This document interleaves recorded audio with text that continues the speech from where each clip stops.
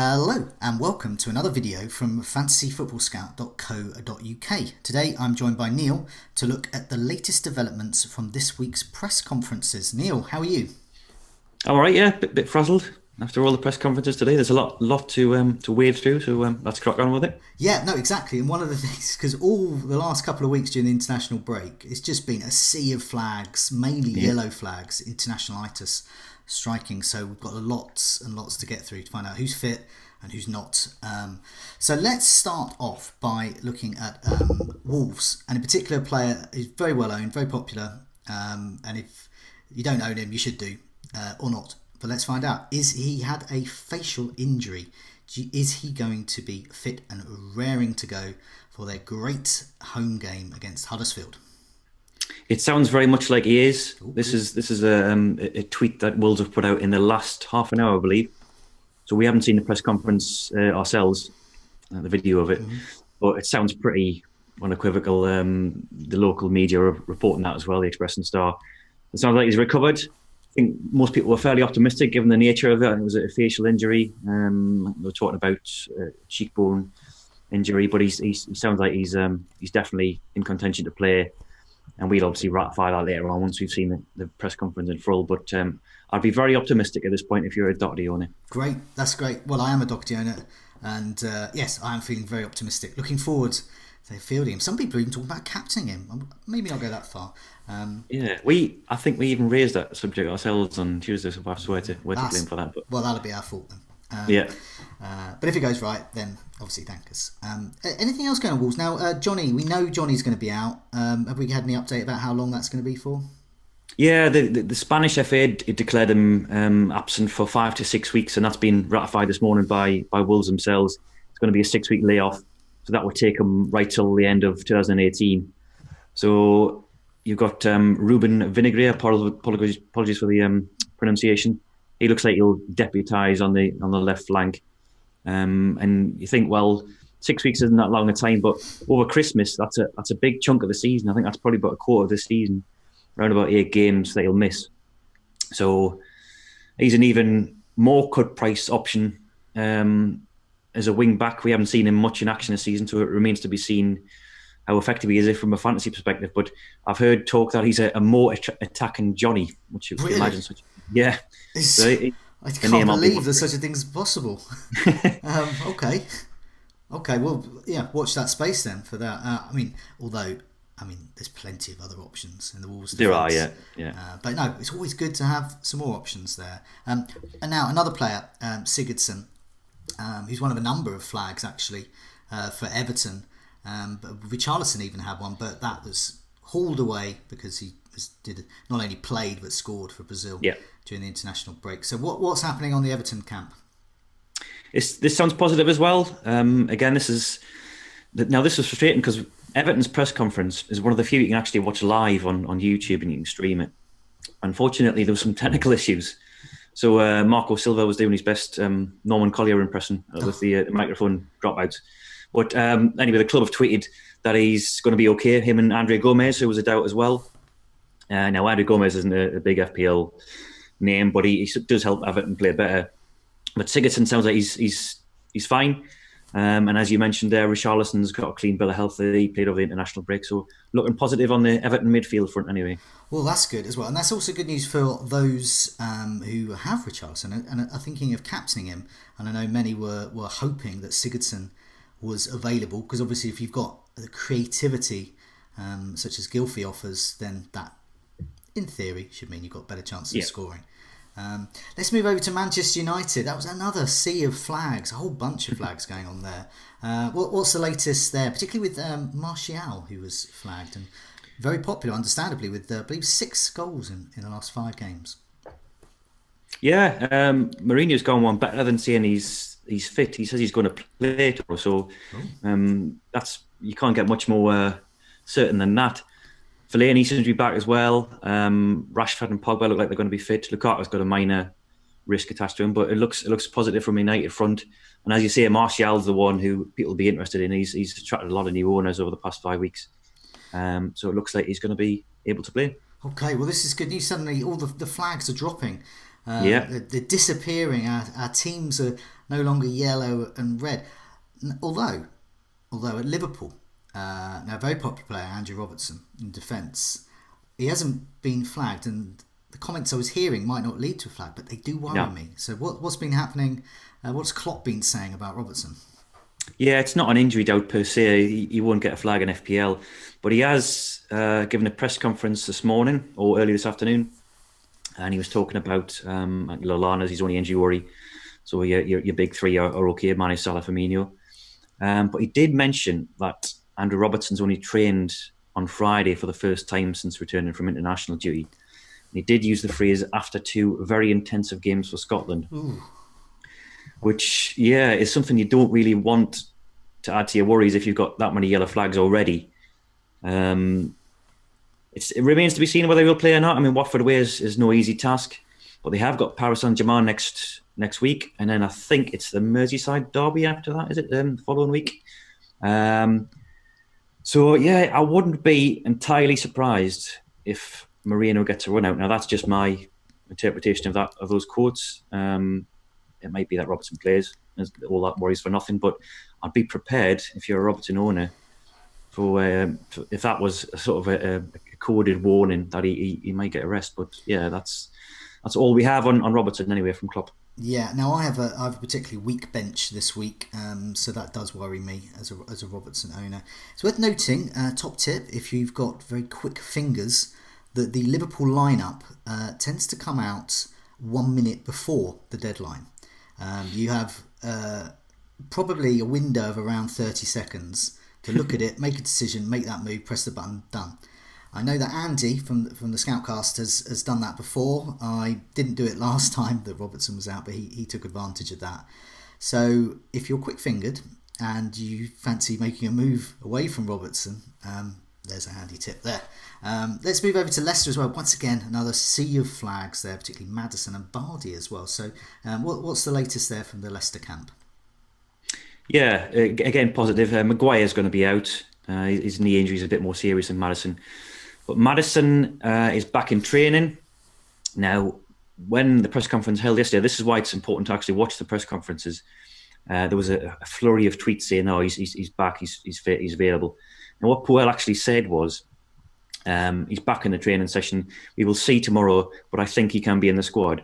So it sounds positive. It's probably a higher flag than 75%. You know, he probably is going to feature, but it's not a definite answer that he's going to start. No, that sounds like I mean, he might not start at all, but it'd just be on the. So yeah, even worse, that could be a 10-minute cameo at the end. Yeah, I mean, these managers do tend to play, on the side of caution. He could easily line up.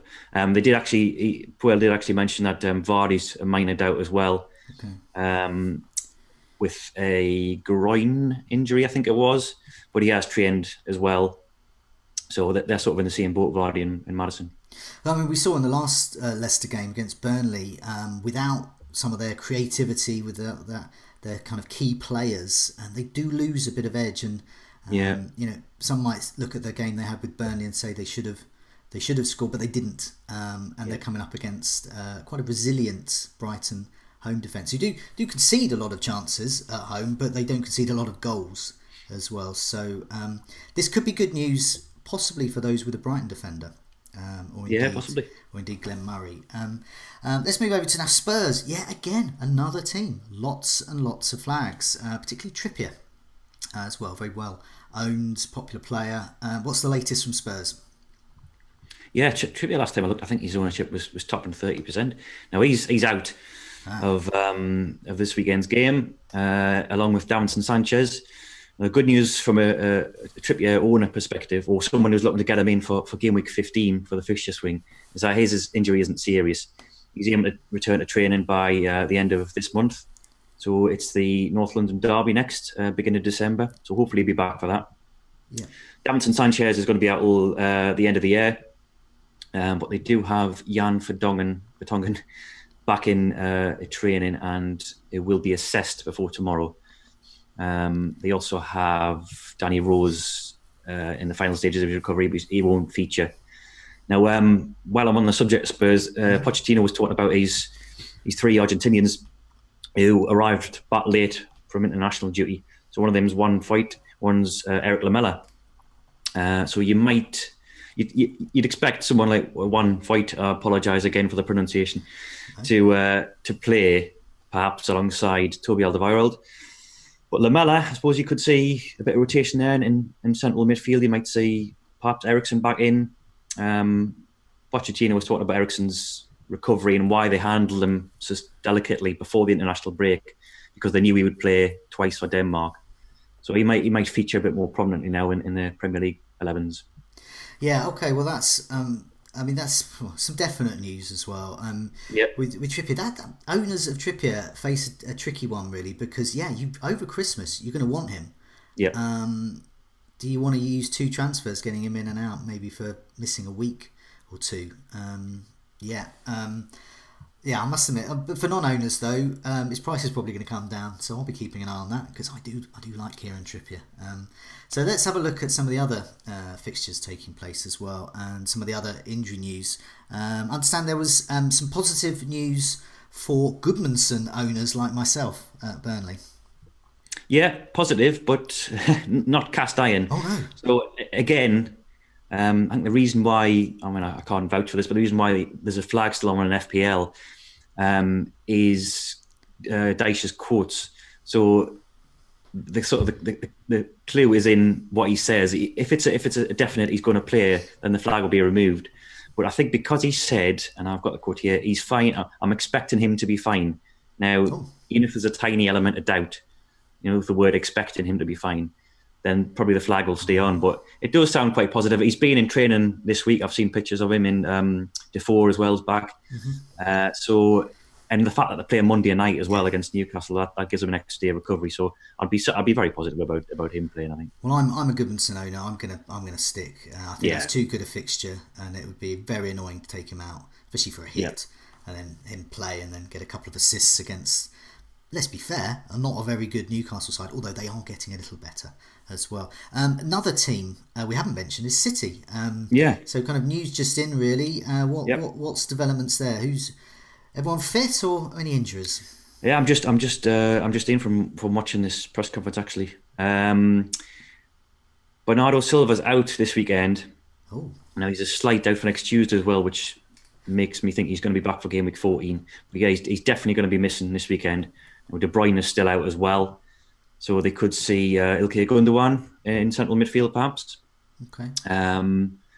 The bigger news, I suppose, from a fan perspective, is an update on Benjamin Mendy. Mm-hmm. When we didn't have a time frame for his recovery before today, not a definite one anyway.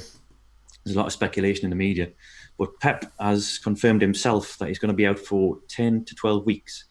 Now that's a lot. Yeah, that is a long time. That takes him up to February. So, that's a big blow for Man City. And if you were in any doubt as an owner whether to get rid of him, he's got to go. That's a death knell there, I think. Yeah, interestingly as well, that raises the possibility that Sané might get a few more games because that kind of pace will be needed down that flank much more. As well, so that could be positive. Sané could be a really good differential actually for people to consider with that move. And I guess it would be Zinchenko and Delph would be covering Mendy, so an alternator probably. So probably not much there for us. No, not from an attacking perspective. I mean, Zinchenko, we saw once this season, and he was sort of operating in that role, bombing forward as much as he can, but he's got limited quality compared to Mendy. And he's not somebody I'd be interested in. And as you say, they'll probably be sharing left back duties rather than one of them will be Neale. So I'm not going to go anywhere near there, I think. Yeah, it sounds like Ederson, Laporte probably remain the better options then in his absence. Any other news before we go? Yeah, just a couple of things. Emery's press conference we haven't heard from yet, but Aubameyang and Lacazette are back in training this week, and it looks like they're going to be okay. That's good. And Josh King's back in contention for Bournemouth. Danny Ings is a big doubt for Southampton. Now, a lot of people will still own Ings as a budget forward, and they had Fulham this weekend, which is a good fixture on paper. But he's Southampton's main doubt, and he hadn't even taken to the training pitch as of yesterday. So I'm a Danny Ings owner. I'm not anticipating him starting at all. Nah, or even, I think even bench. playing. In fact, Hughes actually said bench duty is a possibility.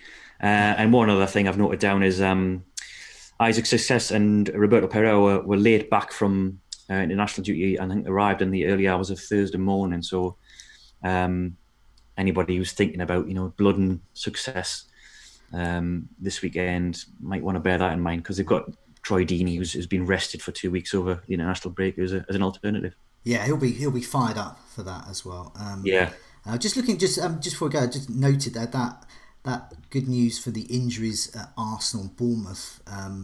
I'm predicting a big score there. I don't know who's going to win it, but I'm predicting goals both sides, because they're both quite frail at the back and both very attacking as well. So I think anyone with those players, Fraser, for example, Wilson, Aubameyang, Lacazette, I'd be advising playing them. That sounds very hopeful.